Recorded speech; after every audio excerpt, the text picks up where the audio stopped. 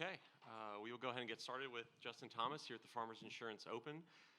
Justin, back in action after a couple weeks off. How's the time off in preparation for this week? It was good. It's getting that time of year in Jupiter, Florida right now. That really reminds you why you live in Jupiter, Florida. It's been beautiful, nice weather. It's been great time to practice and kind of work on some things. And yeah, I mean, obviously Hawaii is always the start of the calendar year schedule wise, but just something about the West Coast. I feel like once you get to Torrey Pines, it really gets going. So put in some good work and enjoy the time at home to get ready for a big stretch. And you mentioned Torrey Pines. This is an event that you've prioritized. Having back on your schedule. Why is it so important for you to be at this event and play on this golf course? It's a good golf course, and when I first played, I struggled with the North course. It just didn't fit my eye. There's definitely a number of holes that are still difficult and maybe not totally comfortable to my eye, but I feel like with the changes, it's not a place that you need to go shoot 67 on, 66 to keep pace. It's a very challenging, sneaky course, and the fairways are very narrow. The rough, I feel, is longer this year, so you definitely need to hit the fairways, but as soon as I played the U.S. Open here a couple of years ago, I quickly realized and remembered how much I like Torrey South and how great of a golf course it is. So I felt like it was one that I needed to add again. Perfect. All right, well, we'll go ahead and open up for questions. If you have a question, just raise your hand. We'll get a mic over to you. Start here with them, okay? Hi, JT. You've been working with Mr. Nicholas on golf architecture. I'm just curious if working and learning about that helps you prepare for courses like Torrey Pines. Yeah, it's very unique, and there's definitely different little things here and there that I'm learning. It's little stuff of every hole. It's where's this green draining to? Where is it going to? And that's obviously going to be the dominant side that the slope of the green is going to.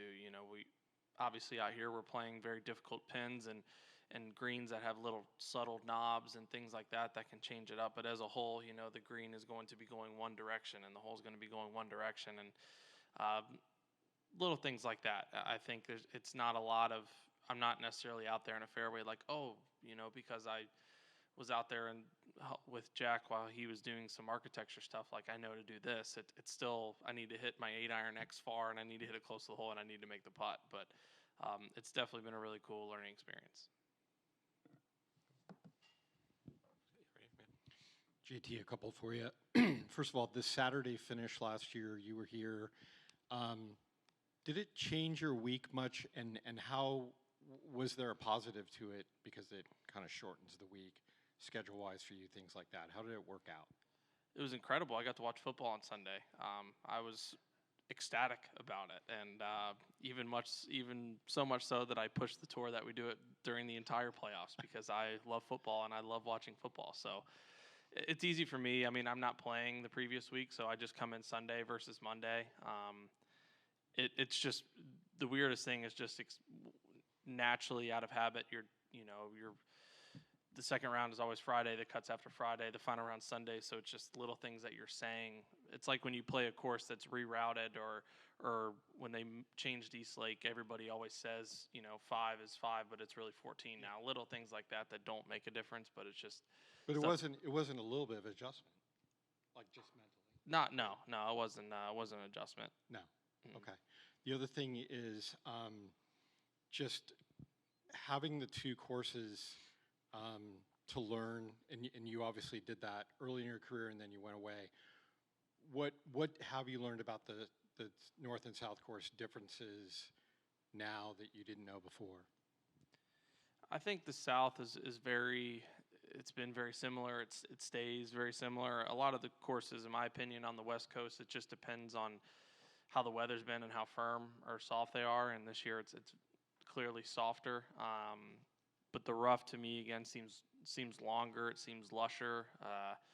So that's going to make it more difficult. But in terms of into the greens and around the greens, it's going to be easier because they're softer. Now, granted, we have weather like this and we get a little bit of wind. It should be, it should be respectable and a little bit firmer come Friday and Saturday. But yeah, everybody's got to just kind of take the courses for what they are, and there's nothing tricked up or hidden. It's just you stand on the tee and you look down there, and there's a really narrow fairway down there, and you need to hit it. And if you don't hit it, you're just trying to make a par. That's pretty similar on both courses. Going back to the football real quick, do you have one team that you're really rooting for? The Bengals, they were the closest to home in Louisville growing up, and my mom's from Pittsburgh, and my dad from Ohio is a Bengals fan, and so we would go to the Bengals Steelers game every year growing up. And I'm not a diehard. It's not like Alabama football where I live and die with, but it's a fun team to root for. I hate to say that I love Joe Burrow because he took a beating to my Crimson Tide, but it's hard not to like him and root for him, and just be very optimistic about what he's done with the Bengals. Justin, you talk about getting involved with architecture, and specifically with Torrey, there's been obviously a lot of talk about the North Course with the redesign that it underwent. Do you think that either course, maybe there's an archetype for a certain player that fits both courses, or do you think it's just go out there and play your best game and see where things fall? I would clearly say whatever John Rahm's game is pretty good for Torrey Pines. It seems like that's not that his game is bad for any course, but seems like he does all right around this place. That was something visually to me that stood out when I played the South Course. I didn't remember is how much it favors a left-right ball flight, especially off the tees. And when the greens get firm, I feel like a left-right ball flight's going to hold the greens a little bit better, a little bit more control, and that's something that he obviously does, but something that when I'm playing well and feel like getting a rhythm, I like the ball working left to right. And so visually, it appeals to me off the tee and around the course, but it is. I even said today I played the North this morning, and the fairways are it has a little bit of like Olympic vibes to it, where it's, you may have a fairway that goes left and the fairway slopes right, and if it's firm, the fairways are damn near unhittable. I mean, they really have a good amount of pitch to them, and it puts a big-time premium on driving.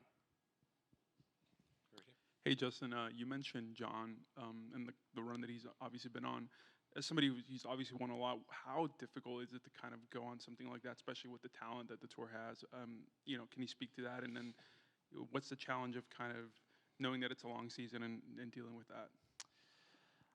I'd say it's both.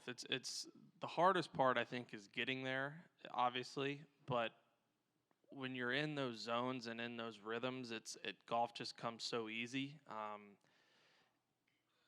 It's hard to explain, or it's hard to, I feel like for me, like I almost kind of like took it for granted, the couple runs I got on. It's just that it's like when it's coming easy, it doesn't seem like there's any effort. It just seems like you wake up and you're going to shoot 65 or 6, and it's just like the things kind of are going your way, or even when you're not playing well, you miss in the right spots.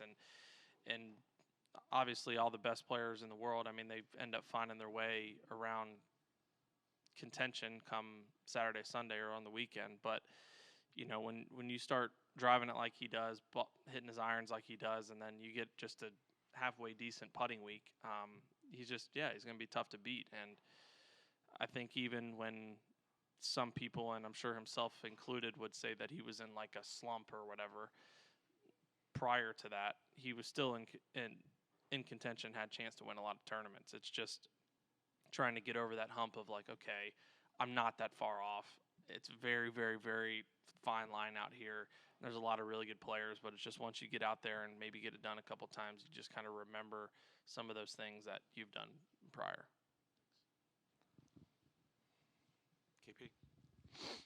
Hey, Justin, I wanted to ask, I know it was 2014, you finished top 10 here, you were just getting ready to start your Korn Ferry Tour season, and what you kind of remember about that week and how you played. It was kind of your first high finish on the PGA Tour, and what comes to mind when you think about that week? Surprised you don't have a Bengals hat on today with the beat that you took. Sorry about that. You guys did get us into the playoffs 5 years ago with 4th and 12 to Tyler Boyd, so I'll always be appreciative of that. I'll be rooting for you. For sure.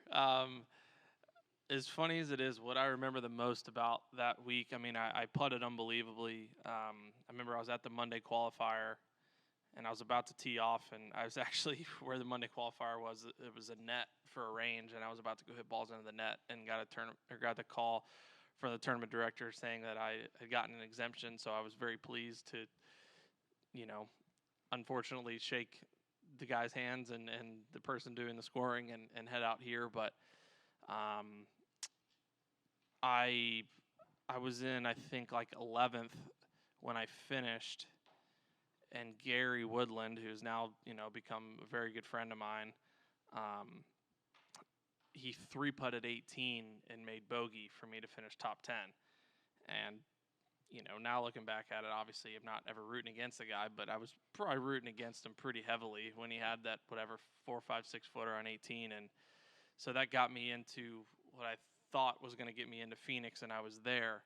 And I didn't know Gary very well at the time, but we have the same agency and very cordial, but not like really that close with him. And I never forget, I was on the chipping green and I kind of saw him and I was like, I don't know him really well enough to say anything, and I'm just hitting these chips and he just walks past and he stops and looks over to me and just goes, "You're welcome," and then just keeps walking. So that was my best or most vivid memory of that whole experience.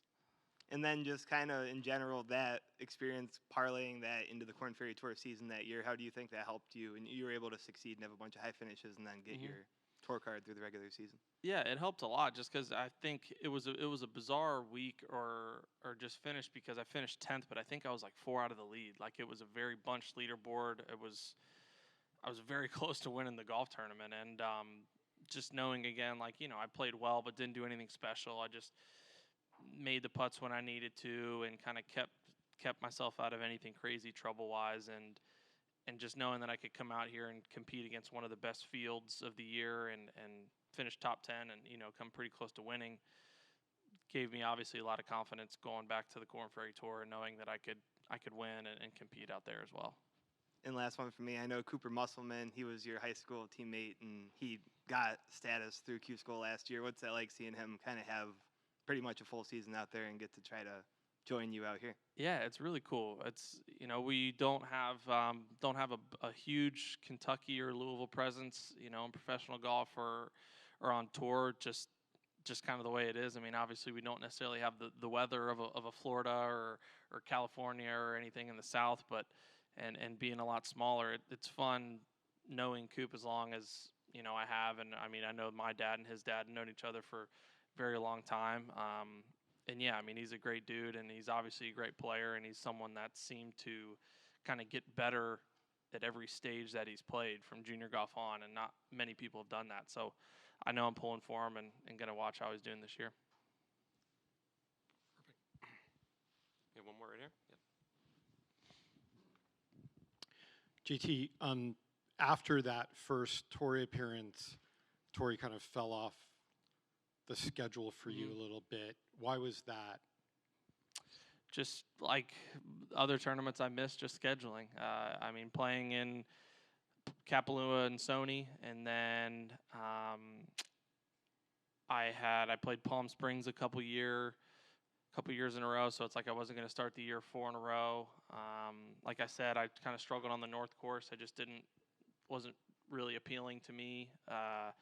So that was, a reason, and I kind of got to the point, and I feel like I'm at a point now where I felt like if I didn't feel like I could win the golf tournament because of maybe the course or just given the situation and the schedule, there's just no reason to waste my time to go, and that's just kind of how I felt.